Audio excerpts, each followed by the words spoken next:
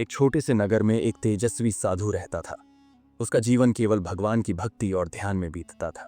वह इतना निर्मल और पवित्र था कि लोग दूर दूर से आकर उसका दर्शन करते और आशीर्वाद पाते। साधु के आश्रम के ठीक सामने एक वेश्या का घर था। नगरवासी उसे तिरस्कार से देखते, लेकिन वह इस बात की परवाह नहीं करती थी। उसका जीवन ग्राहकों और दिखावे में उलझा हुआ था। हर रोज वह साधु की तपस्या तोड़ने की कोशिश करती, कभी अपने रूप और श्रृंगार से, कभी मधुर आवाज से, लेकिन साधु की आंखें केवल भगवान के चरणों में जमी रहती।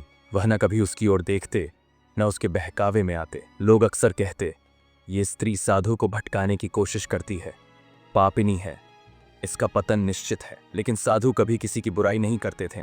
एक दिन अचानक वेश्या दरवाजे पर दिखाई देना बंद हो गई। पहले दिन, दूसरे दिन, फिर तीसरे दिन। नगर के लोग खुश थे कि शायद वह औरत कहीं और चली गई, लेकिन साधु के मन में एक करुणा उठी। उन्होंने सोचा, जो आत्मा भटकी हुई है वह भी तो भगवान की संतान है, कहीं वह पीड़ा में तो नहीं। वह धीरे धीरे उस स्त्री के घर पहुंचे। दरवाजा खटखटाया। भीतर से टूटी हुई कांपती आवाज आई, कौन? दरवाजा खुला तो वेश्या बहुत बीमार पड़ी थी। चेहरा पीला, आंखों में शर्म और थकान। वह साधु को सामने देखकर रो पड़ी। वेश्या ने हाथ जोड़कर कहा, महाराज, मैं कितनी पापिनी हूँ। मैंने जीवन भर आपका अपमान किया, आपको बहकाने की कोशिश की और खुद भी पाप के मार्ग पर चली, लेकिन आपने कभी मुझसे घृणा नहीं की। आज आप ही मेरे हाल पूछने आए हैं, जबकि पूरा नगर मुझसे मुंह मोड़ चुका है। वह सिसकते हुए बोली, क्या मुझे भगवान कभी माफ करेंगे? साधु का उत्तर, साधु मुस्कुराए और बोले, बेटी, पाप से बड़ी पश्चाताप की शक्ति है। जिस दिन इंसान सच्चे दिल से भगवान से क्षमा मांग लेता है, उसी दिन उसके भीतर एक नया जन्म शुरू होता है।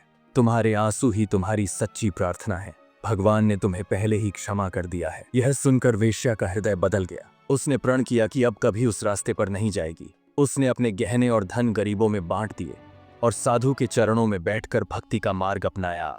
नगरवासी, जो कभी उसे पापिनी कहते थे, अब उसकी नई जिंदगी देखकर चकित रह गए। साधु ने सबको समझाया, किसी को उसके भूतकाल से मत आंको। भगवान की नजर में एक क्षण का सच्चा पश्चाताप पूरे जीवन के पाप को धो देता है। वेश्या अब साध्वी बन गई थी।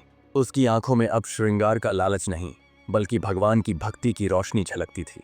इस तरह कहानी केवल साधु की पवित्रता की नहीं, बल्कि मानव जीवन की सबसे बड़ी सच्चाई, पश्चाताप और बदलाव की शक्ति की मिसाल बन गई।